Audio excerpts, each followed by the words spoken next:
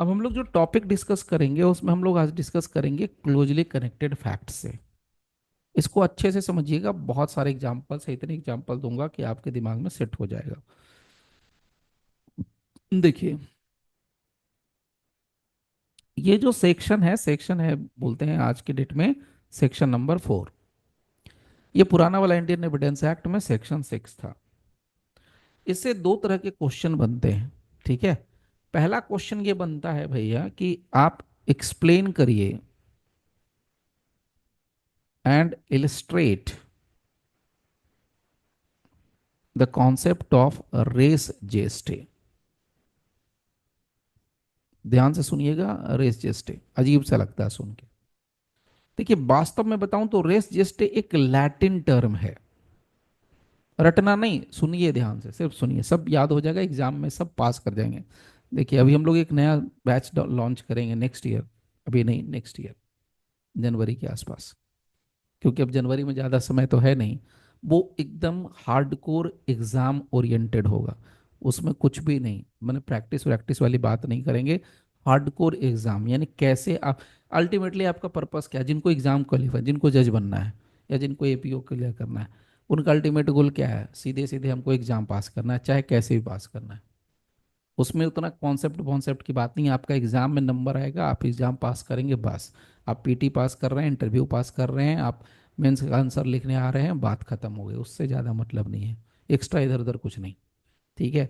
तो वो एक एकदम exam full fledge exam oriented हम लोग बैच रखेंगे नेक्स्ट ईयर से, अभी नहीं, समय लेंगे उसमें। नाउ, अब ये क्वेश्चन एक बन के आ गया, explain and illustrate res gestae. Res gestae एक लैटिन वर्ड है। इंग्लिश की मदर क्या है? अंग्रेजी की माँ क्या है? लैटिन। जैसे हिंदी की मदर कौन है? संस्कृत। तो ऐसे ये है। अब एक चीज और बताता हूं, रेस जेस्टे पहले समझिए होता क्या है। रेस जेस्टे जैसे अभी जस्ट मैंने कहा कि एक लैटिन फ्रेज है, इसका मतलब होता है थिंग्स डन, या ऐसे भी कहिए थिंग्स सेड और डन। ऐसे पहले इसको मिटा देता हूं, इसको सीधा ही लिख देते हैं, things said and done in the course of, in the course of same transaction.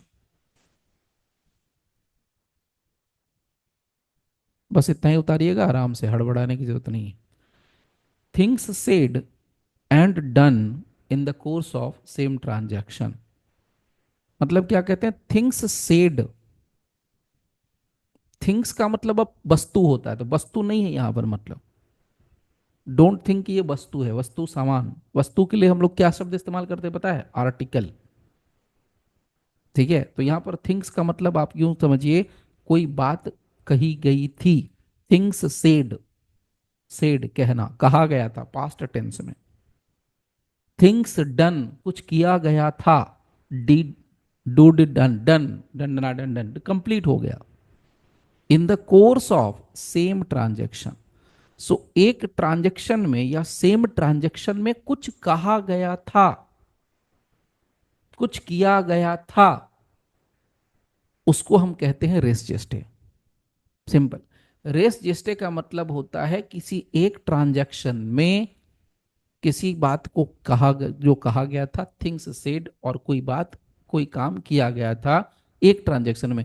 एक ट्रांजैक्शन में किसी बात को कहा, कहना या किसी काम को कंप्लीट करना एक ही ट्रांजैक्शन में, उसको हम कहते हैं रेस जेस्टे। अब एक नया सिचुएशन प्रॉब्लम आएगा आपको कि सर ट्रांजैक्शन क्या होता है। मैं आपको सिंपल बताता हूँ ट्रांजैक्शन क्या होता है, एकदम सिंपल एग्जांपल। मान लीजिए अगर आपकी इच्छा है कि मेरे को वकील बनना है, you want to become a lawyer, या आपको सपोज कीजिए आपको जज बनना है, you want to become a जज, सिविल जज, नॉट हाई कोर्ट जज। अगर आपको सिविल जज बनना है तो आपके लिए ट्रांजैक्शन क्या है? आपके लिए ट्रांजैक्शन है कि आप सबसे पहले पीटी का एग्जाम देंगे। तो पीटी के एग्जाम के पहले आपको क्या करना पड़ता है? फॉर्म फिलअप करना पड़ता है। तो फॉर्म फिलअप करने का जो नोटिफिकेशन की जो डेट आती है, वहां से जो फॉर्म फिलअप करते हैं फर्स्ट टाइम ऑनलाइन, आजकल क्या होता है? रजिस्ट्रेशन। तो जो रजिस्ट्रेशन आप करते हैं वहां से आपका ट्रांजेक्शन खुल गया, वहां से आपकी ट्रांजेक्शन शुरू हो गई। द डेट ऑन विच आप रजिस्ट्रेशन शुरू कर देते हैं ऑनलाइन जाके, तो क्या होता है, आपका जज बनने का जो सपना है वहां से शुरू होता है, ट्रांजेक्शन ओपन होता है और ये चलता है। यहां शुरू हुआ, यहां पर स्टार्ट हुआ, शुरू। ओके, तो यहां पर आपने पहले रजिस्ट्रेशन किया, रजिस्ट्रेशन करने के बाद आप पेमेंट देते हैं, पैसा देते हैं। बीपीएस से Bihar public service commission, Uttar Pradesh public service commission, लोक सेवा आयोग, मध्य प्रदेश लोक सेवा आयोग, जो भी लोक सेवा आयोग है उसको, राजस्थान लोक सेवा आयोग, उसको आप क्या करते हैं, पेमेंट करते हैं। पेमेंट करने के बाद आप फॉर्म फिलअप करते हैं। फॉर्म फिलअप करने के बाद आप पीटी का एग्जाम देते हैं, प्रिलिमिनरी टेस्ट। उसके बाद पीटी क्वालिफाई करते हैं तो फिर मेंस का एग्जाम देते हैं। फिर मेंस का एग्जाम देने के बाद आपका फाइनल, इसके बाद इंटरव्यू देते हैं। इंटरव्यू में जब पास करते हैं तो एक मेरिट लिस्ट बनती है। मेरिट लिस्ट बनने के बाद आपका क्या होता है, सारा डॉक्यूमेंटेशन पक्का चेक किया जाता है और सब डॉक्यूमेंट वेरीफाई करने के बाद बकायदा आपको ज्वाइन करना होता है, ज्वाइनिंग होती है आपकी। जब आप ज्वाइन कर लेते हैं तब आप कहलाते हैं सिविल जज। तो ये रजिस्ट्रेशन से कहानी शुरू हुई और ट्रांजैक्शन कहां पर खत्म हुआ, जिस तारीख को आप जज की कुर्सी के लिए आप ज्वाइनिंग करते हैं, जिस तारीख जाके साइन करते हैं कमीशन में, जिस तारीख को आप ज्वाइनिंग लेते हैं, उस तारीख को आपका ट्रांजैक्शन कंप्लीट होता है। सो ट्रांजैक्शन शुरू हुआ कहां से, रजिस्ट्रेशन से, खत्म कहां हुआ, ज्वाइनिंग से। तो ये पूरा का पूरा जो मामला है ना, थिंग्स सेड और डन, तो थिंग्स सेड और डन, यहां से यहां तक जो कुछ भी आपने किया ये कहलाएगा रेस जेस्टे। सिंपल समझने के लिए बता रहा हूं, सिर्फ समझने के लिए, एग्जाम में नहीं लिखना है, समझने के लिए। एग्जाम में as far as possible technical terms इस्तेमाल करना है। उसको पता होना चाहिए एग्जामिनर को कि हाँ बच्चे को लॉ आता है, ये नहीं कि हिंदी में समझाना है उसको, आपको समझने के लिए बता रहा हूं। तो जिस तारीख से रजिस्ट्रेशन किया साहब आपने और जिस तारीख को आपने जाके ज्वाइनिंग करी, ये पूरा प्रोसेस को हम कहेंगे एक ट्रांजैक्शन। उसी तरीके से मान लीजिए कि आपका किसी से झगड़ा होता है। सपोज कीजिए आप यहां से, झगड़ा छोड़ दीजिए, आप यहां से तैयार होके बन ठन के पूरा स्मार्ट होकर के आप निकलते हैं किसी काम के लिए, और यहां से अपने घर से निकले, कुछ दूर गए, ट्रैफिक पर गाड़ी में कोई पीछे से धक्का मार गया, उस बेचारे का ब्रेक फेल था, बेचारा कि ये जानबूझ के मारा, उसने आके आपकी गाड़ी को हिट कर दिया पीछे से, आपने नहीं हिट किया, पीछे से उसने हिट कर दिया। अब आप ऑब्वियस सी बात है चिल्लाएंगे उसके ऊपर, भाई नई गाड़ी है, स्क्रैच पड़ गया, डेंटिंग पेंटिंग ये सब हो गया। अब यहां पर क्या हो गया, जैसे ही गाड़ी हिट हो गई, अब आप दोनों के बीच में तू तू मैं हो गई। अब उस तू तू मैं में आप थोड़े सीधे साधे आदमी हैं, पढ़े लिखे आदमी हैं, वो भाई साहब क्या करता है, चाकू निकालता है और आप पर हमला करता है, लेकिन आप बाल बाल बचते हैं और आप, उसकी जो चाकू है वो आपके थाइज पर लग जाता है, आपकी जांघों पे लगता है, बड़ा सा कट बनता है, ब्लीडिंग होती है। अब यहाँ से शुरू हो गई कहानी और यहाँ से आपको ऐसे थाइज पे लगता है, आप गिरते हैं, वो मार के भाग जाता है और यहाँ से फिर आपको हॉस्पिटल लेके जाया जाता है। और हॉस्पिटल में जैसे जाते हैं तो हॉस्पिटल में डॉक्टर्स का एक टीम होता है या उनका एक अपना स्टाफ होता है जो तुरंत बता देता है पुलिस को कि भैया ये मारपीट वाला घटना है, ये क्रिमिनल मैटर है, यहाँ पुलिस का आना जरूरी है। तो यहां पर आपकी कहानी कहां से शुरू हुई, जिस समय गाड़ी को हिट किया यहां से आपका ट्रांजैक्शन शुरू होता है। और जब आप हॉस्पिटल में एंट्री ले लेते हैं, हॉस्पिटल जैसे आप पहुंच जाते हैं, वहां तक आपका ट्रांजैक्शन कंप्लीट होता है। तो ये एक क्या कहलाएगा, वन ट्रांजैक्शन, सेम ट्रांजैक्शन इसको कहेंगे। इसी तरीके से मान लीजिए कि दो आदमी हैं, ठीक। अब दोनों आदमी, अब मैं प्रैक्टिकल, एकदम हार्डकोर प्रैक्टिकल घटना बताता हूं। हुआ क्या कि एक आदमी को एक संतान के तौर पर सिर्फ एक बेटी थी। एक क्या थी, बेटी थी, बेटा था नहीं। गांव में आज भी होता है, आप लोग जानते होंगे कि जिसको सिर्फ एक बेटी होगी ना, तो अड़ोस पड़ोस उसका जो अगल बगल भाई बंधु जो होगा, वो एकदम हमेशा नजर गड़ाए रहता है कि या तो ये लड़की मर जाए या तो ये लड़की शादी हो जाए, उसके बाद इसके बाप की जितनी प्रॉपर्टी है या इसकी जो प्रॉपर्टी है उस पर फटाफट कब्जा कर लेना है। तो जैसे इस बेचारी लड़की की शादी हुई, वैसे ही ये जो आदमी है सो कॉल्ड, ये इसके बाप की प्रॉपर्टी पर तुरंत जाके या इसकी सो कॉल्ड प्रॉपर्टी पर कब्जा करने लगा। तो जब कब्जा करने लगा तो इसके फादर ने, सो कॉल्ड फादर ने क्या किया, विरोध किया।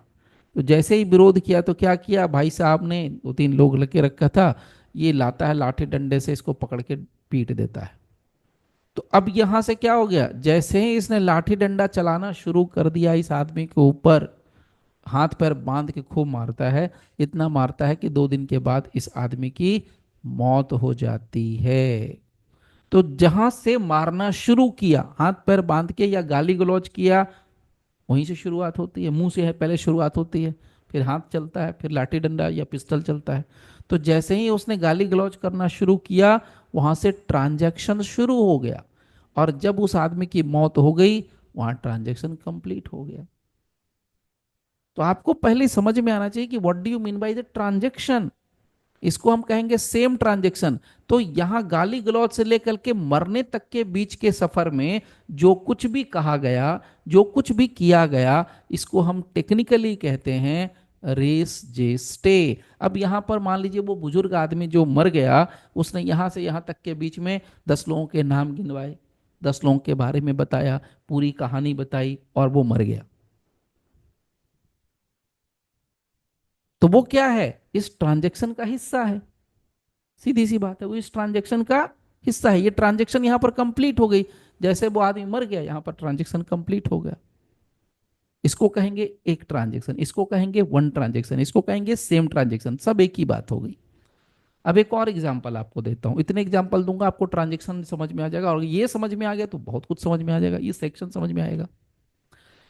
अब एक होता क्या है, एक माता पिता है, हस्बैंड वाइफ है, ठीक।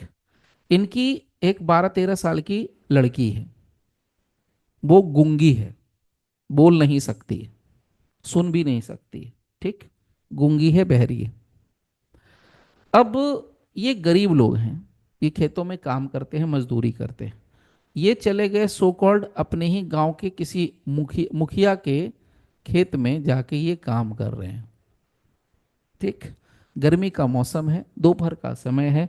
मुखिया का जो बेटा है यहाँ जाता है, इस लड़की को अकेला देखता है, क्योंकि ये लड़की गूंगी है, बहरी है, बहरी है तो सुनाई नहीं देगा, गूंगी है तो बोल भी नहीं पाएगी।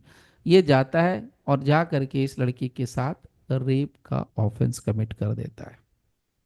ओके, अब समझिए, अब ये मुखिया का लड़का जैसे यहाँ पर एंट्री इसके घर में ले लिया, ये आदमी तो है नहीं, जैसे इसके घर में एंट्री लेता है, वहां से ट्रांजैक्शन शुरू, वहीं से शुरू।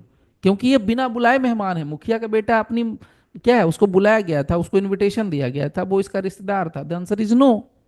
जबरदस्ती उसके घर में घुस रहा है, वो बेसिकली ट्रेस पासर, उसने एक अपराध किया जिसको हम लोग ट्रेस पास बोलते हैं, क्रिमिनल ट्रेस पास। तो वो यहाँ पर जैसे ही एंट्री करता है इसके घर में और इस लड़के के साथ रेप कमिट करता है, ये ट्रांजेक्शन चल रहा है।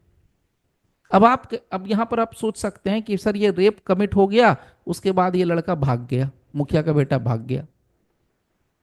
तो जैसे ये भाग गया, तो फिर अब आप कहेंगे कि sir transaction complete, the answer is no. Rape commit करने के बाद ये ट्रांजैक्शन कंप्लीट नहीं होता है। कब कंप्लीट होगा बताइए, कब कंप्लीट होगा ये, एनीबॉडी? जब मर जाएगा तब सर। भाई जिंदा है, क्यों मार रहे हैं लड़की को? रेप होने के बाद तो। भाई बेचारी जीवित है, क्यों मारने पड़े हुए बेचारी को? एक तो ऐसी दुखिया है, ऊपर से आप मारे, एक तो गूंगी है, बहरी है, ऊपर से उसके साथ इतनी बड़ी विपदा आप बड़ी, उसको भी आप लोग मार रहे हैं। ट्रांजेक्शन कब कंप्लीट होगा? ट्रांजेक्शन यहाँ चालू हो गया, शुरू हो गया, खत्म कब होगा? अब यहाँ पर क्या होता है, अब ये लड़की जो है, ये हो सकता है कि छोटी बच्ची हो या जो भी हो, ये डर के मारे, लाज के मारे, शर्म के मारे ये किसी को कुछ नहीं बताती है। 7 से 8 दिन, 9 दिन, 10 दिन बीत जाते हैं, जब इसके बॉडी में फिजिकल चेंजेज आते हैं, नॉर्मली आप लोग समझ ही रहे हैं, उसको बताने की मेरे को ज़रूरत नहीं है। तो जब इस लड़की के बॉडी में फिजिकल चेंजेज आने शुरू होते हैं, तब ये जाके अपनी माँ को इशारों इशारों में बताती है कि भाई एक मुखिया का लड़का आया था, तुम लोग उस दिन घर पर नहीं थे, उसने मेरे साथ ऐसा ऐसा किया था। अब जो उसके, जैसे ही उसने किसी को बता दिया, वहां पर वो ट्रांजैक्शन कंप्लीट हो गया, वहीं पर कंप्लीट हो गया, अब कंप्लीट हो गया। अब आप क्वेश्चन पूछ सकते हैं सर ऐसा क्यों, आप पूछ नहीं सकते हैं कि ट्रांजैक्शन कैसे कंप्लीट हो गया। अच्छा, ट्रांजैक्शन कब कंप्लीट होगा ये कैसा पता चलेगा? भाई ट्रांजैक्शन कभी भी जब शुरू होता है तो उसके एंड होने का समय कैसे पता चलेगा? अगर हम कोई अपराध की बात करते तो जैसे ही वो अपराध कंप्लीट हो गया तो हम कहेंगे ट्रांजैक्शन कंप्लीट हो गया। अगर इस फॉर्मूले को लेके चलें तो उसने रेप कमिट किया, ट्रांजैक्शन कंप्लीट हो गया। आंसर इज यस, बिल्कुल परफेक्ट आंसर है। 200% आप सही सोच रहे हैं। लेकिन यहां पर क्या है, अब लेकिन का आंसर भी दे रहा हूं, ध्यान से सुनिएगा। यहां पर क्या है, ये लड़की अपनी माँ को 7 दिन के बाद बताती है, 5 दिन के बाद बताती है। अब उसके बाद माँ जाती है एफआईआर कराने के लिए कि मेरी बेटी के साथ ऐसे ऐसे मुखिया के बेटे ने सो एंड सो तारीख को किया। पुलिस वाला उसका एफआईआर दर्ज कर लेगा। बट एज ए जज, अब मैं फिर से आपसे कह रहा हूं, एज ए जज आज के हिसाब से थोड़ा मत चलिए, मैं एक सिंपल नॉर्मल बात बता रहा हूं। अब एज ए जज आप क्या समझेंगे उसको? हो सकता है कि ये घटना सच हो, मैंने पहले बोला कि आप जज हैं, आप तो एसी केबिन में एसी का हवा खाने का आपको आदत है, आप तो घटना स्थल पर गए नहीं, आपने तो उस लड़की को साथ कुछ हुआ तो आपने देखा नहीं। तो एज ए जज आपके पास दो ऑप्शन है, दोनों प्रिजम्पशन आप लेके चल सकते हैं। प्रिजम्पशन नंबर वन, मान लीजिए वो लड़की आपके सामने आ गई कोर्ट में और मुखिया का बेटा भी अरेस्ट हो गया, क्या आ गया आपके कोर्ट में। प्रिजम्पशन नंबर वन ये हो सकता है कि आपने उस लड़की को देखा, पता चला यार ये लड़की तो सुंदर है, तो आप ये ऑप्शन प्रिजम्पशन ले सकते हैं कि भाई ये लड़की सुंदर है, चालाक है, भले ही गूंगी है और बहरी है। तो ऑप्शन नंबर वन ये होगा कि हाँ, ये मुखिया के बेटे को फंसाने के लिए ऐसा कर सकती है। ऑप्शन नंबर वन ये आपके मन में आएगा, एज ए जज आपके मन में आता है और आना चाहिए। ऑप्शन नंबर टू आपके पास ये आएगा कि नहीं नहीं नहीं, ये बेचारी है, कहाँ गूंगी बहरी है, कहाँ ये सब करती है, गांव की लड़कियां तो सीधी सादी होती है, ये मुखिया का बेटा ही बदमाश है जो इसके साथ ऑफेंस कमिट करके गया। लेकिन अब थोड़ा सा प्रैक्टिकल व्यू में बात करते हैं। अब एफआईआर रजिस्टर हो जाएगा तो मुखिया का बेटा, मान लीजिए ट्रायल चल रहा है, तो मुखिया की तरफ से, सॉरी मुखिया के बेटे की तरफ से यानी अक्यूज की तरफ से जो दलील अगर आपको देना हो, आप उसके वकील हैं, तो आप क्या कहेंगे? आप सबसे पहला ग्राउंड खुद आप ही रखेंगे कि जनाब घटना की तारीख 7 दिन पहले है और ये लड़की 7 दिन तक कर क्या रही थी, 7 दिन तक इसने क्यों नहीं बताया अपने पेरेंट्स को? जिस दिन वारदात हुई, जिस दिन घटना हुई, उस दिन इसने क्यों नहीं बताया? आप ये कंडीशन नहीं देखेंगे कि उस लड़की का कंडीशन क्या है, उस लड़की को पता है भी कि नहीं कि रेप क्या होता है, रेप के बाद क्या होता है, उसको कुछ नहीं पता है। आप एज पर लॉ बोलते हैं, लॉ में क्या कहा गया कि प्रिजम्पशन है कि भैया सबको कानून पता है, तो ये लड़की की गलती है, लड़की भुगतेगी अपना। आप तो यही बोलेंगे ना कि भाई लड़की को चाहिए था कि वो जाकर के तुरंत अपना बताए माता पिता को, ना तो जाके पुलिस को एफआईआर करके बताता। ये 7 दिन क्या कर रहे थे, ये 7 दिन का गैप क्या है? सस्पिशियस गैप है। ये 7 दिन में जरूर लड़की ने प्लानिंग करी और मेरे क्लाइंट को फंसाने के पर्पज से, पैसा ऐंठने के पर्पज से इसके ऊपर झूठा एलिगेशन लगा, क्योंकि 7 दिन बीत चुके हैं तो इट इज हाईली इम्पॉसिबल, ये असंभव है कि ये साबित हो जाए कि हाँ भैया लड़की के साथ रेप हुआ। Point number one. हाँ, पॉइंट नंबर टू, ये संभव भी है अगर लड़की प्रेग्नेंट हो गई तो ये साबित करना आसान है कि मुखिया के लड़के ने रेप किया है। दोनों ऑप्शन है। अगर प्रेग्नेंट हो गई तब तो कोई भगवान ही बेचा नहीं सकता उसको, मुखिया के लड़के को। तीसरा थ्योरी ये निकल के आ जाएगा कि नहीं सर, मुखिया का लड़का और इस लड़की के बीच में प्यार मोहब्बत चल रहा था, इन दोनों के प्यार की निशानी है ये सब प्यार मोहब्बत है, यहाँ रेप वेप का मैटर नहीं है, पैसे ऐंठने की वजह से, ये पैसे ऐंठने के लिए इस तरीके से लड़की ने, उसकी गार्जियन ने इसको केस बनाया है और ये एफआईआर रजिस्टर किया। तो ये क्या हो गया, ये सब जो मैं आपको तीन ऑप्शन दे रहा हूँ, पैसा ऐंठने के लिए झूठ बोलना, 7 दिन का गैप होना, ये सब क्या है? ये बता रहा है कि transaction already complete. So the offence, when the offence is complete, the transaction is complete. तो एज पर कानून, एज पर लॉ अगर आप चलेंगे तो ट्रांजेक्शन अपराध खत्म होने के साथ ही खत्म हो गया। इस एग्जाम्पल में भी अपराध होने के, खत्म होने के बाद ही ट्रांजैक्शन खत्म हो गया। अब उसके बाद अगर 7 दिन के बाद, 10 दिन के बाद, 5 दिन के बाद, महीना दिन के बाद लड़की जाके एफआईआर कराती है, तो उसको हम सेम ट्रांजैक्शन नहीं कहेंगे, उसको हम ट्रांजैक्शन के अंदर नहीं लाएंगे। समझ में आ रही है बात? तो बोलिए यस, नहीं आते तो सीधा बोलिए नो। तो ट्रांजैक्शन आपको अच्छे से समझ में आना चाहिए कि ट्रांजैक्शन क्या होता है, कितने समय तक के लिए हम ट्रांजैक्शन ले सकते हैं, रीजनेबल टाइम होता है, रीजनेबल। अब जैसे कि एग्जांपल आपको और देते हैं, इतने एग्जांपल देंगे आपको ये सब समझ में आएगा। अब एक एग्जांपल लेते हैं कि जैसे एक लड़की ना गायब हो गई, मान लीजिए 17 साढ़े 17 साल की लड़की, या मान लीजिए लगभग 18 साल की लड़की, 17 से 18 साल की एक लड़की है, वो गायब हो गई। अब सुबह निकली थी कोचिंग करने के लिए, पढ़ने के लिए, शाम आती थी 2 बजे तक या 3 बजे तक घर पहुंच जाती थी, लेकिन वो लड़की 2 से 3 बजे के बीच तक घर पहुंचती ही नहीं है। तो आपको क्या लगता है कि माता पिता तुरंत जाके एफआईआर करा देंगे? नहीं कराएंगे। लड़की की गुमशुदगी का एफआईआर जल्दी से नहीं होता है, नहीं करते हैं कोई। उसके बहुत सारे कारण हैं, पुलिस वाला भी नहीं करेगा। आप कहेंगे सर ये तो बड़ी गलत बात है, हाँ नहीं करता है, सच बता रहा हूं। पहले तो वो आपको उल्टा पुलिस वाला बोलेगा कि यार तुम्हारी बेटी कैरेक्टरलेस होगी, किसी के साथ भाग गई है, तुम्हारी बेटी बहन जो भी रिश्तेदार एक्स वाई जेड है, वो किसी के साथ भाग गई होगी, प्यार मोहब्बत प्यार प्रेम प्रसंग होगा। 99% केस में प्यार मोहब्बत प्रेम प्रसंग निकलता ही निकलता है। ठीक है, एक पॉइंट तो ये है। अब ये पुलिस के पास जाने के बाद की बात है, पुलिस पर जाने के पहले, पुलिस स्टेशन जाने के पहले जब भी कोई लड़की गुमशुदगी में आती है यानी गायब होती है, तो सबसे पहले जो उसके पेरेंट्स होते हैं नियर बाय रिलेटिव के यहाँ ढूंढते हैं। अब वो 1 दिन ढूंढ सकते हैं, 2 दिन ढूंढ सकते हैं, 3 दिन ढूंढ सकते हैं, 4 दिन ढूंढ सकते हैं, 5 6 7 दिन तक ढूंढ सकते हैं। यानी वो 7 दिन के बाद अगर एफआईआर कराएंगे तो भी एफआईआर डिले नहीं माना जाएगा, इसको सेम ट्रांजेक्शन माना जाएगा। क्यों? क्योंकि लड़की की जब भी गुमशुदगी होती है तो लोग समाज में इज्जत के डर के भय से, इज्जत का डर, उसके उसके भय से वो गुमशुदगी की रिपोर्ट नहीं दर्ज कराते हैं कि भाई लड़की बदनाम हो जाएगी तो फिर लड़की से शादी कौन करेगा, दिस दैट बहुत सारी बातें होती है। तो अगर कोई लड़की गायब हो गई है और 7 दिन के बाद उसका एफआईआर रजिस्टर होता है, तो ये 7 दिन को आप एक्सप्लेन कर सकते हैं। आप कह सकते हैं कि सर ये जानबूझ करके डेली डिले किया गया, 7 दिन में ये लोगों ने प्लानिंग करी किसी अक्यूज को फंसाने के लिए, मेरे क्लाइंट को फंसाने के लिए, किडनैपिंग के केस में, अबडक्शन के केस में।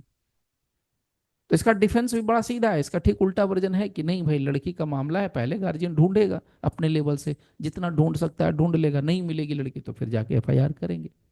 तो जैसे ही एफआईआर यहां पर आपने करा दिया, लड़की तो गायब हो गई, भाग गई। अब लड़की एक एफआईआर जैसे हो गया, वहां पर ट्रांजेक्शन क्या हो गया? खत्म, ट्रांजेक्शन कंप्लीट। ये माता पिता के सर्च करने के साथ शुरू होता है और यहां पर एफआईआर के साथ होते ही क्या होगा? ट्रांजेक्शन कंप्लीट हो जाएगा। तो ट्रांजेक्शन आपको समझ में आना चाहिए कि ट्रांजेक्शन क्या होता है। मुझे किसी को मारना है, मेरे को किसी का हत्या करना है, मर्डर करना है, तो मैं पिस्टल निकालूंगा, मैं कॉन्ट्रैक्ट किलर हूं, मैं सुपारी किलर हूं, मैं पिस्टल निकालूंगा, सामने वाले को ठोक दूंगा, मार दूंगा, निकल लूंगा, चल लिया। जैसे वो आदमी मर गया, मेरा क्या हो गया? ट्रांजेक्शन कंप्लीट, सेम ट्रांजेक्शन कहा जाएगा।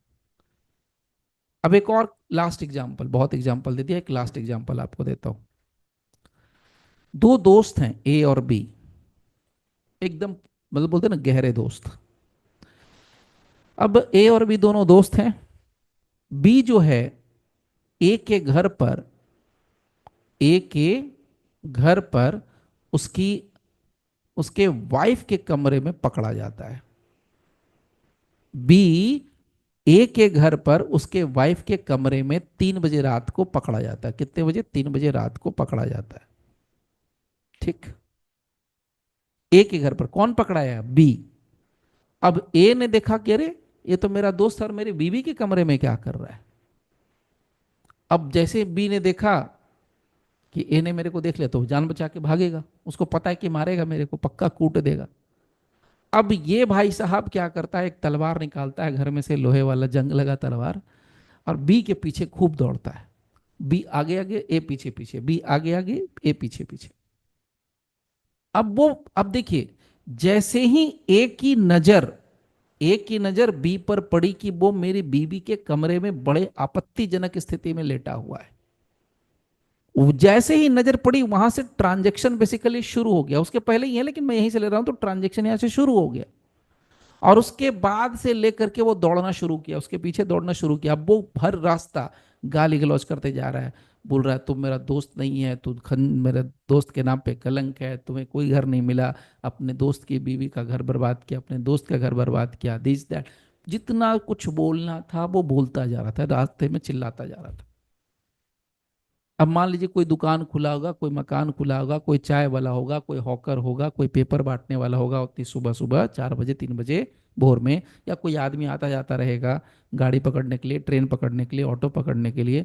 वो दोनों आदमियों को देख रहा है कि एक आदमी तलवार लेके दौड़ रहा है, एक आदमी उसके आगे आगे जा रहा है, और पीछे तलवार लेके आदमी दौड़ रहा है। अब जो कुछ भी बोला, थिंग्स सेड, थिंग्स डन। अब वो गाली दे रहा है, थिंग्स सेड। अब वो अंत में क्या करता है, ए बी को पकड़ लेता है, और पकड़ करके बीच चौराहे पर मस्त बढ़िया से उसका गर्दन काट देता है तलवार से। और तलवार से गर्दन काटने के पहले उसको जितने कुछ बोलना था सब कुछ बोला। अब भीड़ इकट्ठा हो गई, सुन रही थी बातें उसकी। थिंग्स सेड और थिंग्स डन, उसको क्या बोलेंगे, रेस जेस डे।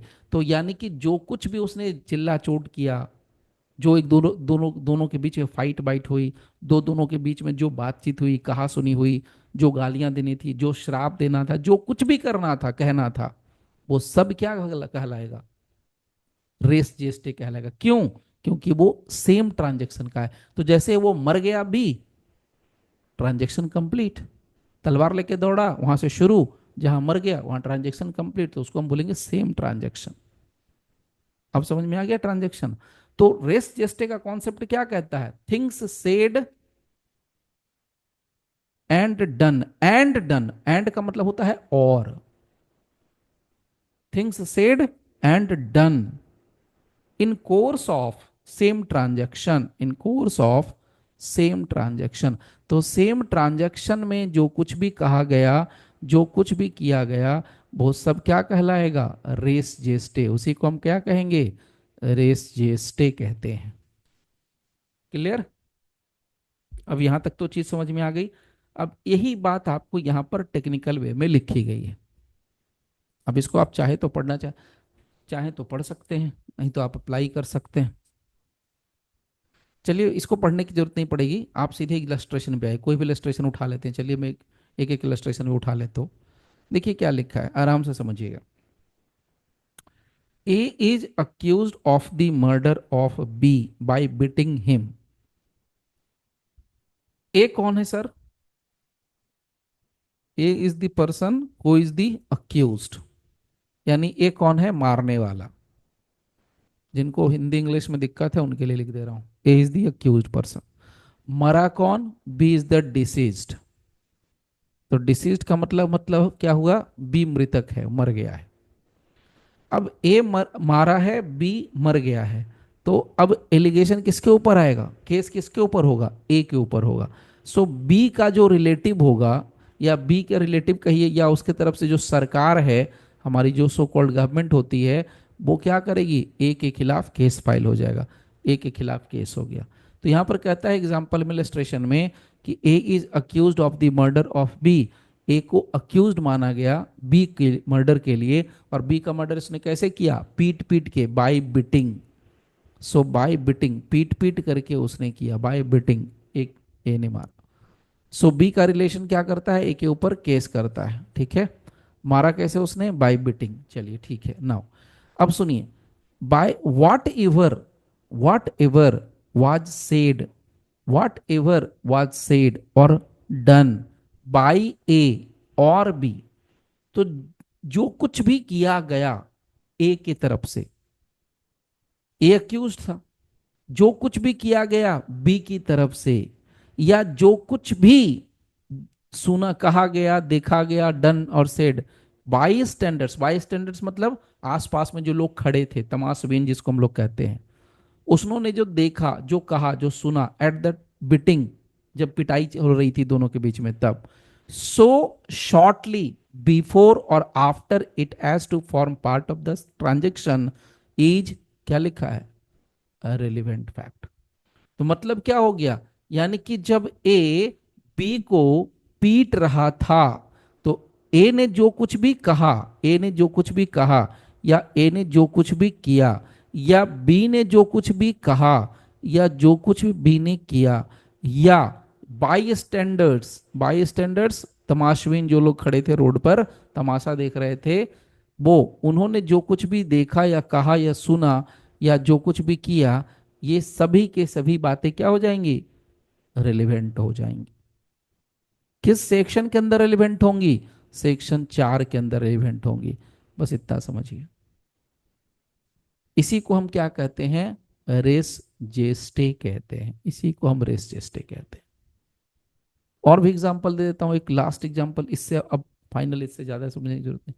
सपोज कीजिए कि आप एक फोटो स्टेट की दुकान पर खड़े हैं और आप फोटो स्टेट करा रहे हैं, या आप चाय की दुकान पर बैठे हैं, आप चाय पी रहे हैं, कुछ भी, मान लीजिए थोड़ी देर के लिए आप मार्केट में, आप एक एग्जाम एक ले लेते हैं आसानी के लिए कि आप चाय की दुकान पर बैठ के चाय पी रहे हैं। अचानक से आपकी चाय की दुकान पर बैठे बैठे अचानक से आपकी नजर जाती है कि एक बहुत तेज स्पीड से स्कॉर्पियो जो गाड़ी है, या जो भी आप बोलोरे स्कॉर्पियो, जो भी आपको समझना समझिए, वो गाड़ी ब्लैक कलर की है एक, और बड़ी स्पीड से भाग रही है, बहुत तेज स्पीड में भाग रही है। और जैसे ही आप उसको देखते हैं भागते हुए गाड़ी को, तो आपने दूसरी साइड नजर दिखा तो देखा कि दो लड़के यहाँ पर गिरे पड़े हैं, और वहां पर एक मोटरसाइकिल है, और वो उल्टी पड़ी है और दोनों लड़के गिरे पड़े हैं, और ये गाड़ी भाग रही है, भाग गई मतलब 10 सेकंड के अंदर, 5 सेकंड के अंदर आपकी आंखों से गायब। अब आपका दिमाग क्या करेगा, तुरंत आपका माइंड सिग्नल देगा, अरे बाप रे, ये गाड़ी भाग क्यों रही है, इसका मतलब यहाँ एक्सीडेंट हुआ है, शायद हो ना हो इन दोनों आदमियों को धक्का मार करके, हिट करके ये गाड़ी भाग गई है। जब आप पता करते हैं तो यही कहानी निकलती। थिंग्स सेड और डन, फिर से रिपीट कर रहा हूं, थिंग्स सेड और डन, यानी and done in the course of same transaction. तो ये ट्रांजेक्शन कब खत्म होगा, जैसे ही आपकी नजरों से गाड़ी गायब हो गई, ट्रांजेक्शन कंप्लीट आपके लिए। आपने यहां पर देखा, खत्म हो गई बात। आप यहां चाय की दुकान पर बैठे, शुरू हो गया, गाड़ी को भागते देखा, खत्म हो गया। तो अब यहां पर आपने जो कुछ भी देखा वो सेम ट्रांजिट, तो अब आप जाएंगे कल कोर्ट में, और कोर्ट में जाके कहेंगे, जनाब हाँ, मैं घटनास्थल पर मौजूद था, मैंने अपनी आंखों से एक ब्लैक कलर की स्कॉर्पियो का, जिसका नंबर सो एंड सो है, उसको मैंने बड़ी तेज रफ्तार से भागते हुए देखा था। उसमें एक तरह का ये आदमी है जो अभी विटनेस बॉक्स में खड़ा है, जो कटघरे में खड़ा है, यही आदमी था जो उस समय ड्राइव कर रहा था। तो ये जो आपका बयान है वो कहाँ, किस सेक्शन के अंदर रिलेवेंट होगा, of course res gestae section 4 के अंदर रिलेवेंट हो जाएगा। अब समझे रिलेवेंसी का मतलब, अभी क्लियर हो गया कि अभी भी कोई डाउट है? आई डोंट थिंक सो कि अब डाउट होना चाहिए। ठीक है। सो रेस जेस्टे कुछ नहीं होता, रेस जेस्टे और भारतीय साक्ष्य अधिनियम, तो रेस जेस्टे तो एक लैटिन कॉन्सेप्ट है, लैटिन टर्म है। भारतीय साक्ष्य अधिनियम का जो सेक्शन 4 है, इस रेस जेस्टे के कॉन्सेप्ट को क्या कर लेता है, एडॉप्ट कर लेता है। रेस जेस्टे का जो मामला है वो भारतीय साक्ष्य अधिनियम में लिख दिया गया है, उसको सेक्शन 4 के अंदर जगह दे दी गई है। ओके। नाउ इस पर सुप्रीम कोर्ट का एक बहुत बढ़िया शानदार केस है, मैं आपको केस बताता हूं। केस का नाम है Javed Alam versus Chhattisgarh, state of Chhattisgarh CG. Case है 2009 का, ये सुप्रीम कोर्ट में रिपोर्टेड केस है। Javed Alam versus CG, CG का मतलब हो गया स्टेट ऑफ छत्तीसगढ़, थोड़ा मैंने शॉर्ट कर दिया है। Now what happened in this case, इस केस में सुप्रीम कोर्ट ने कहा कि रेस जेस्टे का रूल, रेस जेस्टे का नियम किसी बयान के ऊपर लागू करने के पहले आपको इस बात का ध्यान देना चाहिए कि जो बयान है उसमें घटना का जो जिक्र किया गया है वो स्पॉन्टेनियस होना चाहिए, तुरंत होना चाहिए और सेम ट्रांजैक्शन का हिस्सा होना चाहिए। अब इसको तो ऐसे समझिए, मान लीजिए कि आप चाय पी रहे थे, ठीक है, और गाड़ी आई, चली गई, आपको पता भी नहीं चला। 2 घंटे के बाद, 4 घंटे के बाद, 5 घंटे के बाद आप झूमते गाते गए घटनास्थल पर, बोलते हैं यार क्या हुआ, यहाँ पर भीड़ क्यों लगा हुआ है। या आपको कल को पेपर में पढ़ने को मिलता है, या आपको किसी दोस्त के थ्रू भी पता चलता है, या आप खुद ही जाते हैं, लेकिन 7 घंटे के बाद, 5 घंटे के बाद घटनास्थल पर जाते हैं तो देखते हैं कि पुलिस का कोई अता पता नहीं है, एक मोटरसाइकिल टूटी पड़ी है, 2 लोग वहां पर ऐसे ही मरे पड़े हैं, कोई उसको हॉस्पिटल ले जाने वाला नहीं है। लेकिन कब? 7-8 घंटे के बाद आपको पता चलता है। जब आपको 7 से 8 घंटे के बाद पता चलता है ये सब कहानी, अब वो गाड़ी कब आई कब गई कुछ पता नहीं, बस आपको डेड बॉडी दिखिए, कैन यू से दैट कि हाँ वो रेस चेस्ट है? The answer is no. क्योंकि जो घटना घटनी चाहिए वो स्पॉन्टेनियस घटनी चाहिए, तात्कालिक होना चाहिए, उसका उसके साथ कनेक्शन होना चाहिए, उसका उसके साथ रिलेशन होना चाहिए। सो जावेद आलम के केस में सुप्रीम कोर्ट ने साफ साफ कहा कि जब आप किसी भी बयान को सेक्शन 4 के अंदर रखते हो, सो कॉल्ड पुरानी किताब के हिसाब से सेक्शन 6 होगा, तो जब भी आप किसी बयान को रेस जेस्टे के अंदर फॉल कराते हो तो आपको इस बात का ध्यान रखना चाहिए कि जो बयान दिया गया है वो बयान देने वाले पर्सन को इस बात का पता होना चाहिए कि वो घटना स्थल पर उस समय मौजूद था, उसने अपनी आंखों से घटना होते हुए देखा था, वो सेम ट्रांजैक्शन का हिस्सा होना चाहिए, स्पॉन्टेनियस होना चाहिए। ओके, नाउ अब इसमें एक छोटा सा टर्म मैं लास्ट आपको टेक्निकल वे में मुझे बताना है, उसके बाद ये कंप्लीट हो जाएगा। सेम ट्रांजैक्शन क्या होता है? What is the meaning of the term same transaction? चलिए मैं बता दूं, सेम ट्रांजैक्शन जो टर्म है वो भारतीय साक्ष्य अधिनियम या इंडियन एविडेंस एक्ट 1872 कहीं भी इसकी परिभाषा नहीं दी गई है। So the term same transaction has not been defined by the Bharatiya Sakshya Adhiniyam as well as Indian Evidence Act 1872। कहीं नहीं है इसका परिभाषा। तो सेम ट्रांजैक्शन का मतलब क्या होगा सर? तो सेम ट्रांजैक्शन के लिए एक सुप्रीम कोर्ट का केस है, बड़ा पुराना केस है, वो है 1996 का केस, जी विजय वर्धन राव। बहुत फेमस केस है, शॉर्ट के में हम लोग बोलते हैं G V Rao. G V Rao versus state of Andhra Pradesh. ये हो गया 1996 का केस रिपोर्टेड। इस केस में सुप्रीम कोर्ट ने बताया था कि भाई क्या होता है सो कॉल्ड हमारा सेम ट्रांजैक्शन। सेम ट्रांजैक्शन किसको कहते हैं? सुप्रीम कोर्ट ने कहा कि यदि कोई बयान है, कोई कथन है, कोई स्टेटमेंट है और वो स्पॉन्टेनियस है और वो कंटेम्पोरेनियस है, कंटेम्पोरेनियस मतलब कंटेम्पररी, तात्कालिक है, घटना के साथ जुड़ा हुआ है, हम सेम ट्रांजेक्शन बोलेंगे। कहने का मतलब से ऐसे समझिए, जैसे ए तलवार लेके दौड़ रहा था बी के पीछे मारने के लिए। ए तलवार लेके दौड़ रहा था ना बी को मारने के लिए, क्योंकि ए की बीवी के साथ वो लिप चिपटा उपटा पाया गया था बी। अब जब तलवार लेकर के मारने के लिए दौड़ रहा था ए, उस समय जो लोगों ने घटनास्थल पर देखा, रिक्शा वाला, ऑटो वाला, जो भी एक्स वाई जेड वहां पर्सन मौजूद था, उसने जो देखा, उसने जो सुना, वो रिक्शा वाला, वो ऑटो वाला, वो अगर व्यक्ति जिसने इस आंखों से अपनी बात होते हुए देखा घटना को, मारपीट गाली गलौज जो भी हुआ, वो व्यक्ति अगर कोर्ट में जाएगा, वो अगर बयान करेगा, तो उसका बयान क्या होगा? उसका स्टेटमेंट क्या कहलाएगा? सेम ट्रांजेक्शन का बयान। सेम ट्रांजेक्शन का बयान। अब सारी घटना घट गई, पीछे से हम झूमते गाते आए, अरे भाई क्या हुआ था, अरे एक आदमी ना दूसरे आदमी को तलवार से काट दिया। क्यों भाई? तो उसकी बीवी के साथ उसका अफेयर था। ये आपको सुन लिया, अब आप इसको नहीं कह सकते this is a same transaction. वो तो आपको कहीं से खबर मिल गई, पता चल गया, अरे हाँ ऐसा हुआ था, उसे चक्कर चल रहा था, दिस दैट वो, बट आप क्या करें? आप क्या करें? वो सेम ट्रांजेक्शन के दायरे से बाहर है। क्लियर? तो सेम ट्रांजेक्शन का मामला। अच्छा, इसके पहले मैंने एक आपको एग्जांपल दिया था लड़की के गर्दन कटने वाला, वो भी एग्जांपल आपके पास है। उसके अलावा एक और केस है बिहार का, केस है सबल दास, SAW सबल दास वर्सेस स्टेट ऑफ बिहार, 1974 का ये मैटर है। इस केस में ये कहा गया कि ए और बी के बीच में झगड़ा हुआ, वही बात जो मैंने एग्जांपल में बताई थी। ए ने बी के गर्दन पे तलवार रखी और उसके बाद गर्दन उड़ा दिया। तो जो कुछ भी उस समय कहा ए ने बी का गर्दन उड़ाते समय, जो कुछ भी ए ने मारते पीटते समय बी के लिए कहा, वो सब का सब क्या कहलाएगा? रेस जेस्टे ही कहलाएगा। ओके, इसको हम रेस जेस्टे ही कहेंगे, सेम ट्रांजेक्शन का हिस्सा कहेंगे। इसको हम पहले करते हैं यहां पर स्टॉप।